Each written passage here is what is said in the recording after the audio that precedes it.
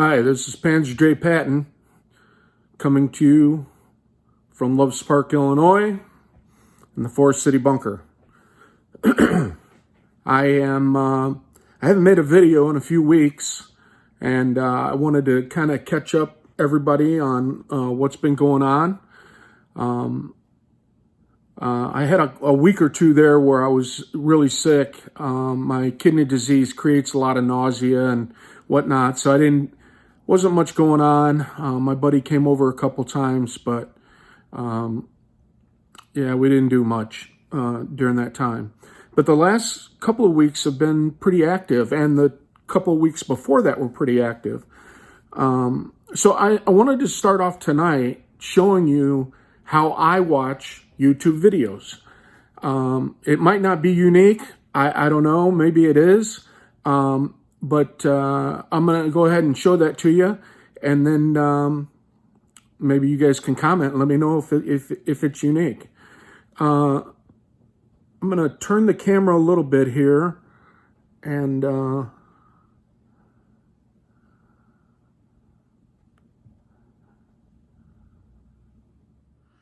okay, so I turn the camera and you can see up there, I don't know if you can see it, but in the right corner of the TV is Netflix, which basically lets me know that I'm watching through my Apple TV. Now I'm going to use the remote and I'm going to back out of Netflix all the way. So now you see that I'm watching Apple TV. So I'm going to go down just to kind of move it around. But now it's highlighting the Apple TV logo. So this is my TV, my 65-inch TV. I've got a home theater kind of surround thing that I got before I got sick and everything. It's a pretty nice little system. And the way I watch YouTube videos is I take my iPad and I put up on the screen. So I'm going to mirror the screen from my iPad up on the big screen, and then you can see it yourself. But there's just a couple of steps on your iPad to mirror the screen. Now you see what I'm seeing on my iPad, and I back out of that, do my fingerprint reader, it logs me in, I go up here, I click on YouTube,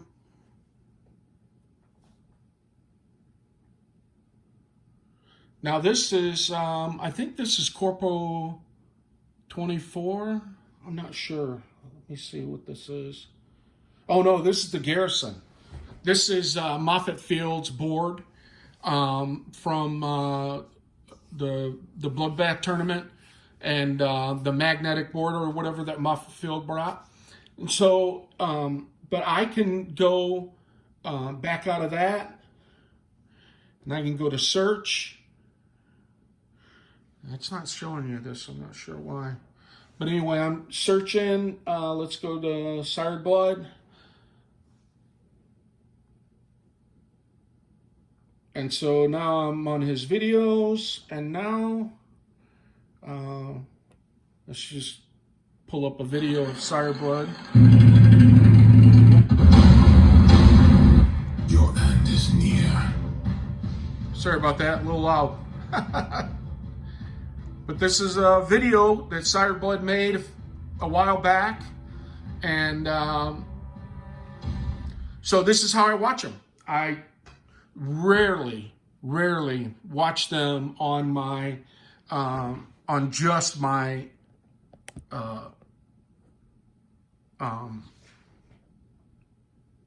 iPad.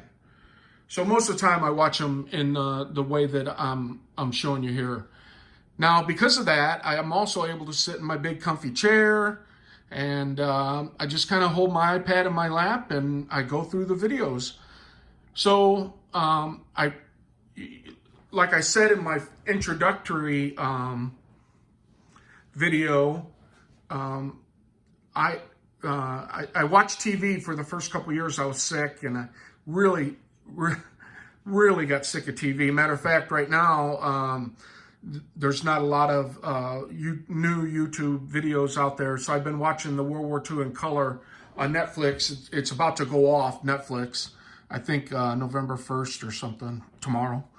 But so I've been watching that. Kind of want to finish that before it goes off Netflix. But most of the time, I watch YouTube videos this way. So that's the thing. Now, so, you know, if you haven't seen my channel, subscribe. If you like this, hit like if you like the video. So what's required to be able to watch this on your TV is you need three things, basically. You need an Apple TV, which is the little black box that's sold by Apple. You need a TV, and you need some device, whether it be your phone or an iPad. You need some type of device to be able to mirror your screen from your device to your TV. It's a pretty simple process. Most people have iPhones. If you don't have an iPhone, I'm not sure how you would go about doing it.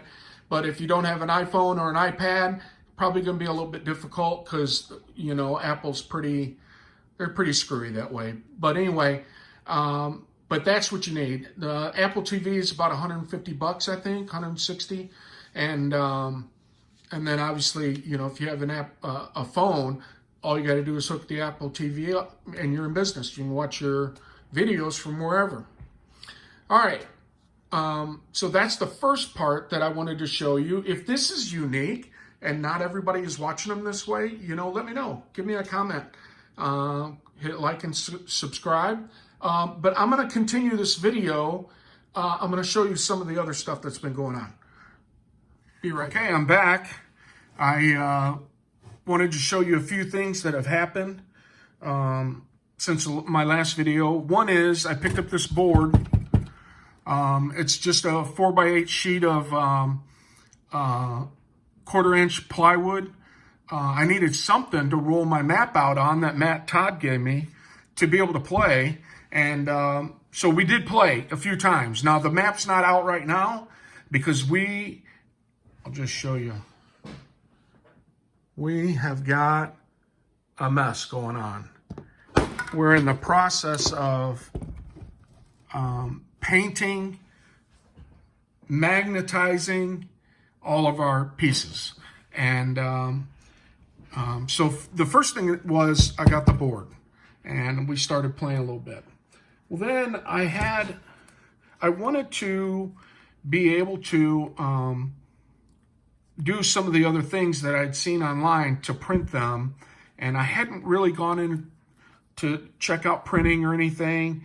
And but the one day I kind of got the itch, and I went in and I had Sired Blood's G40 cards on a flash drive, and I went into Office Depot and I said, hey, you know, I'm thinking about getting these printed. You know, what's the cost? And so to get them printed, I knew I didn't want to print them at home because one, I wanted the back to be black, and that would just be a lot of ink. So I went to Office Depot, and I took the file in and gave her the file, and she basically said, yeah, I can print all of these front and back for, I think it was $21. And I had a coupon. I did have a coupon. I signed up for their app, and there was a coupon on there, and I was able to use that. And so $21. Now, then I asked about laminating, because these are laminated. They're a little sharp on the corner, but anyway, I asked about laminating. And the price went from $21 to $90-something. And I was like, yeah, I'm not going to do that. So I went out to the parking lot and I called my wife and I said, honey, I think you can save me a lot of money. Now, my wife is extremely, extremely talented. She's a craft person. She does the rubber stamping, makes cards. She's not really into the photo album thing. My mother-in-law's into that, her mom. But she's not really into the photo album, but she does make cards, boxes. She does a lot of stuff.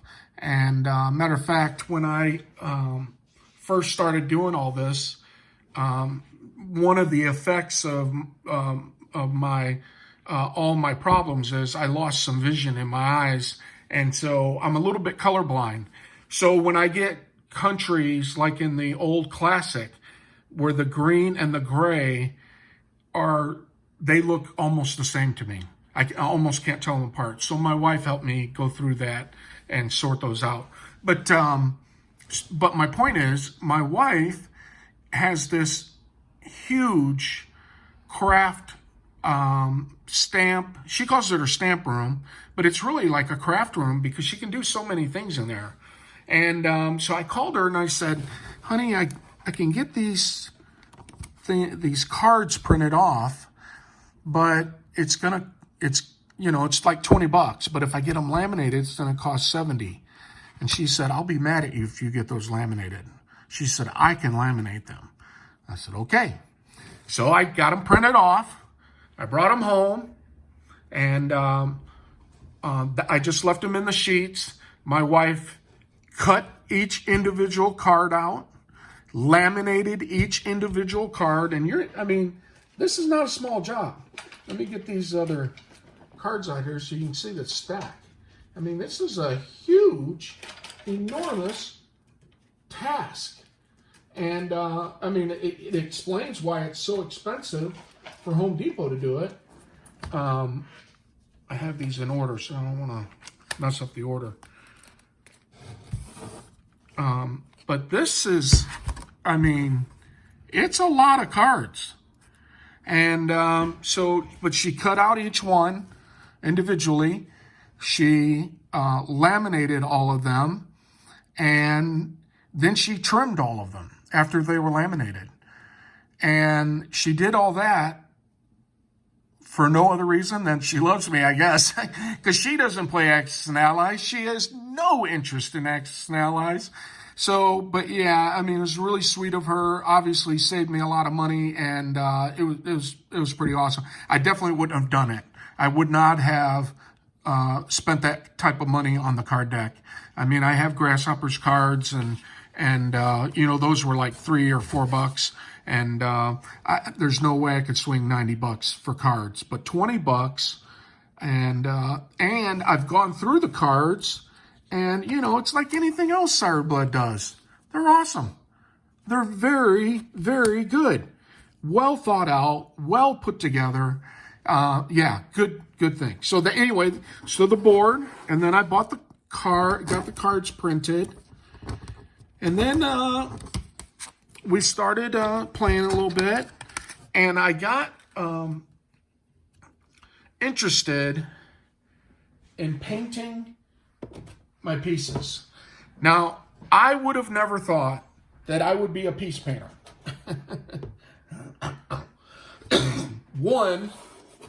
Number one reason is I was picking up some pieces to show you my experiment. I wouldn't be a piece painter because my left hand arm, where they access basically my blood, I've had multiple surgeries on, and that left arm shakes, and it's bad. I couldn't drink a cup of coffee with my left hand because it would shake out before I got it to my lip. So it's kind of bad. Now, I'm not saying all this so you feel sorry for me. I'm just explaining I never, ever thought I would paint my pieces. But I saw G.I. Joe's video about painting pieces in the weathered Sired Blood fashion. And I got to tell you, I was like, okay, I'm going to do this. I'm not sure how I'm going to do it, but I'm going to do it. So I So this is a test. You see my right hand is not steady, but this is a painted piece with the sired blood weathered action on there, and I think it looks great. It's not the perfect, obviously. I'll leave that down there. And then I also painted one guy. This is so I primed them, I painted them, and then I let them dry. I followed G.I. Joe's advice and I let them dry for a couple of days, and then I show you the back. Then I did the weathering, which is with the stain. I think they turned out pretty good. The plane is a little bit messed up. There was a spot on the top that got a little too much stain on it, and I just didn't catch it in time. So I may have to strip this one, but yeah, I really like them. So like I said, I waited. I primed them, and I got all the priming done in one day. The next day, I put a coat, like a top coat, on, and then when that was a little bit dry to the touch, I turned them over, put the bottom coat on, and then I wanted to make sure and not have any. I used to be a painter. And when you go and you're painting a wall and you miss a spot, they call it a holiday. And I didn't want any holidays on here. I didn't want to miss any spots. So I really wanted to make sure I had good coverage. Then once I did have good coverage, I checked them out. I let them dry for 2 days, just like G.I. Joe said. I let them dry for a couple of days, and then I did the dipping. Well, that was an experience. The dipping was, because I had my battleship. I've got these plastic tweezers, and I had my battleship in the tweezers, and it went into the stain. And I was working out of the entire can. So then I had to transfer all the stain into a couple of different like Cool Whip bowls, and I did that, and I got the battleship out, and I dabbed it off, but that was an experience. So I learned a valuable lesson. Make sure you have hold of your pieces before you dip them, which kind of would have made sense beforehand, but I don't know. I didn't think of it. So anyway, so I did this test, and I love it. So I'm going to do it to all my pieces. But before I could do that, I had to magnetize my planes. Let me come over here. I had to magnetize my planes because young Grasshopper said he was going to send me a flight stand, and I didn't want him to do that unless I was sure I would use the Field Marshal ones. This is a Field Marshal flight stand, so the magnet is on the bottom of the plane, and I like them. I like them. They're a little bit, I wish they were a little bit heavier because they do tip over pretty easily. But I think I found a way to fix that. So anyway, I'll do that in another video. So anyway, I wanted to magnetize my plane. So right now, my buddy and I are in the process of magnetizing all of our planes, putting a magnet on the planes, and then on the carriers, we had some, what I would call pretty bad mistakes. This is, let me see here. This is pretty sure this is a Japanese carrier. Yeah, it is. And I painted the decks with magnetic paint.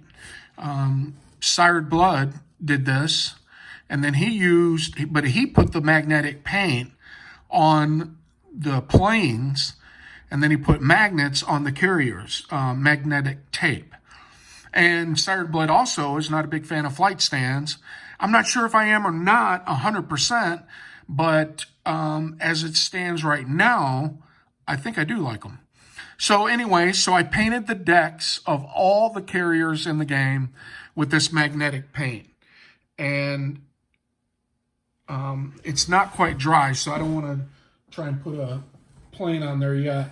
They're not quite dry, but so we're magnetizing all the planes. We've done all the bombers and all the tactical bombers, and we've done a few fighters, but and he's got my buddy's got all the fighters at his place, and he's doing this kind of as he goes through his day, and so bombers, tactical bombers, fighters will be done in the next day or two, and then we'll have all the planes magnetized, and we'll have all the carriers with the magnetic paint. And I watched the Garrison, Detroit's video about magnetic paint, and he painted his carriers, and I thought that was a pretty good idea. So I went with that, and he says he put sometimes 5 and 6 coats. It's pretty thick paint. Not sure how he did that, but that's what I'm going to do. I'm going to kind of follow his lead on that. And so I've got 2 coats on right now, and I'll finish another coat tonight, and then I'll do another 2 tomorrow. I'll do 1 in the morning and then 1 in the evening. So that'll be 5, and then I'm going to let that dry real well, and then we'll test the planes on the carriers. So, but anyway, that's another thing that's going on. Now, if you want to know how to do this, weathering, like I'm gonna do, G.I. Joe did a video that excellent. It's an excellent video. G.I. Joe's a teacher, and because of that, he does really well, really good explanations. And so I would refer you to go to G.I. Joe's, and it'll say customization weathered painted pieces or painted weathered pieces, something like that. And watch that video. You'll get all that explanation.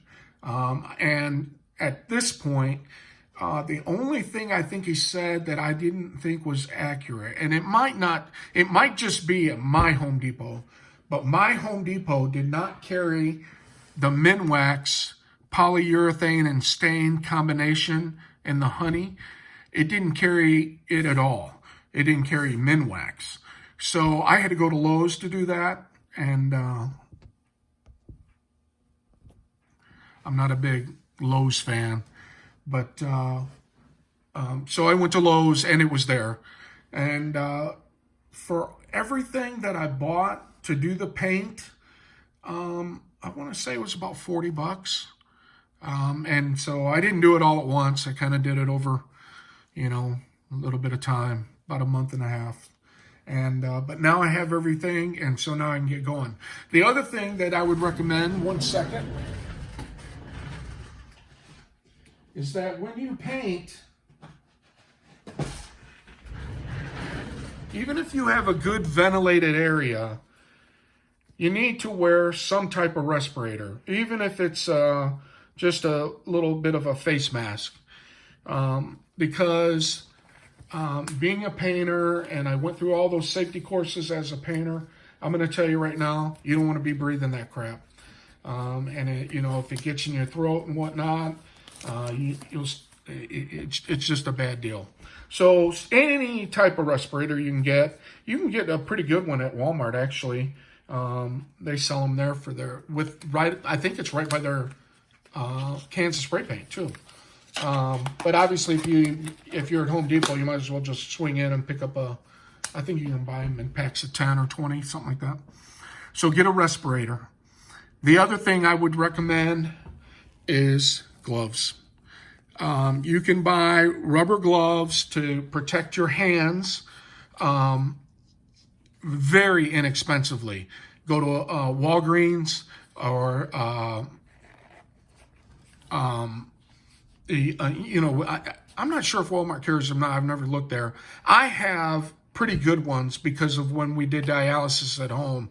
We had to have protective gloves when we were doing certain things with the equipment and whatnot. So, but I would recommend gloves. Highly recommend gloves. It keeps all the stain off your hands. It keeps your hands clean. One, but the other thing is, when you have little cuts in your cuticles and stuff, and or you might have a small abrasion on your hand, and you get that paint or stain on there, that's not good. That's not good. So protect your hands, protect the pieces that are being handled, protect your hands from those pieces that are being handled that have paint on them. All right. Trying to think if that's the last thing. There's not much else that has gone on. We did do a what I call a play test. We played one. It was about 4 rounds of G40, and but we helped each other. He was the Allies, I was the Axis, and we helped each other. Hey, you might not want to do that. I can come back here, and it worked out well. We both learned a lot. If we had a question about the rule, we popped open the rule book and kind of went through it real quick. And it was really helpful to play that way. So I would recommend that to new players. Just go through a game where you're not trying to compete as much as you are trying to learn. And of course, we still, fought battles, and there were strategic things we did. But, I told him about Toronto and, some of the other things that he hadn't seen before, and that I learned through watching Young Grasshopper's video. So anyway, that's going to be it for now. I do hope to be able to come back within a couple of weeks before Thanksgiving is the goal, and with all my pieces painted. It's a pretty lofty goal because I don't have a big place to be able to paint. I kind of got to do them in small increments, but I'm really kind of focused now of doing some painting both in the morning and the evening, and by doing that, I should be able to get quite a few pieces done pretty quickly. All right. I hope you've all enjoyed this video. If you have, hit subscribe and like, and I hope to see you out there playing Axis and Allies. This is Panzer J. Patton signing off.